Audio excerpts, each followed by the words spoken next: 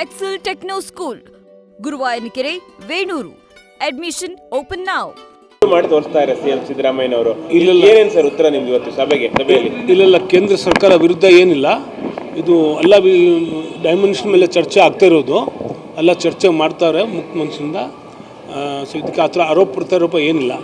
ಇದು ಸಮಸ್ಯೆ ಹೆಂಗೆ ಬಗೆಹರಿಸಬೇಕು ಅಂದರೆ ಸಿನ್ಸಿಯರಾಗಿ ಚರ್ಚೆ ನಡೀತೈತೆ. ಏನಾದರೂ ಪರಿಹಾರ ಸಿಕ್ಕತ್ತೆ ಸ್ವಲ್ಪ ಹೊತ್ತಿನಲ್ಲಿ.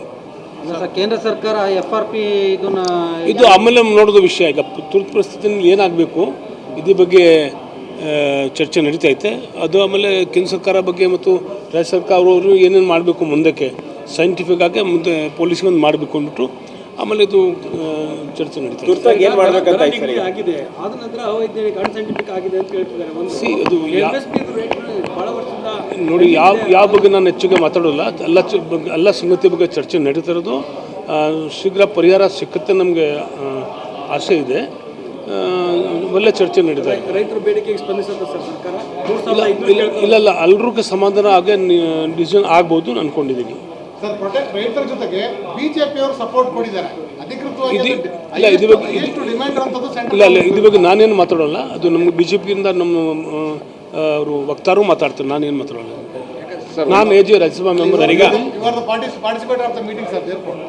ನನ್ನ ಕರೆದಿದ್ರು ನಾನು ಬಂದಿದ್ದೀನಿ. ನಮ್ಮ ಕರ್ತವ್ಯ. ತುರ್ತಾಗಿ ಏನೇನು ಕ್ರಮ ಆಗಬಹುದು ಸರಿ? ತುರ್ತಾಗಿ ಏನೇನು ಮಾಡ್ಬೋದು ಸರ್ಕಾರ, ಅಥವಾ ನೀವೇನು ಸಲಹೆ ಕೊಟ್ಟಿಲ್ಲ? ಇಲ್ಲ ಸರ್, ಪ್ರಿಮೆಚ್ಯೂರ್ಲಿ ನಾನೇನು ಸಲಹೆ ಕೊಟ್ಟಿಲ್ಲ. ನಾನೆಲ್ಲ ಸಮಸ್ಯೆ ಕೇಳ್ಕೊಂಡಿದ್ದೀನಿ.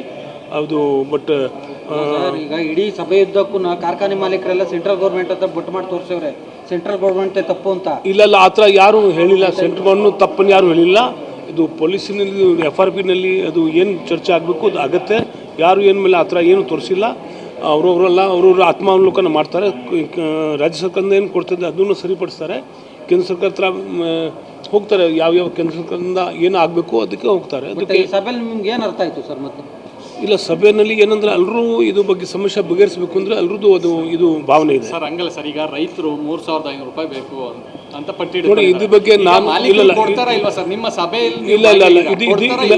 ಇದ್ರ ಬಗ್ಗೆ ನಾನೇನು ಕಮೆಂಟ್ ಮಾಡೋಲ್ಲ. ಯಾಕಂದ್ರೆ ಅವ್ರು DCM CM ಅವರು ಬಂದು ಇಲ್ಲಾಂದ್ರೆ ಅವರು ಶಿವಾನಂದ ಪಾಟೀಲ್ ಅವರು ನಮಗೆಲ್ಲ ಮಾಹಿತಿ ಹೇಳ್ತಾರೆ. ನಾನು ಪ್ರಿಮಿಚ್ಲಿ ಏನು ಹೇಳೋದು ಸೂಕ್ತ ಇಲ್ಲ. ಸಿಎಂ ಅವರು ಏನು ಹೇಳಿದ್ರು ಸರ್? BJP ಅವರು ತಪ್ಪು ಮಾಹಿತಿ ಕೊಟ್ಟಿದ್ದಾರೆ ರೈತರಿಗೆ ಅಂತ. ಇಲ್ಲ, ಅದ್ರ ಬಗ್ಗೆ ನಾನು ಏನು ಕಮೆಂಟ್ ಮಾಡೋದಿಲ್ಲ. ಬಟ್ ಏನು ತಪ್ಪು ಮಾಹಿತಿ ಯಾರು ಏನು ಕೊಡ್ತಾ ಇಲ್ಲ. ನ್ಯೂಸ್ ಫಸ್ಟ್, ನಿರ್ಭೀತಿಯಿಂದ ನಿಮ್ಮ ಪರವಾಗಿ.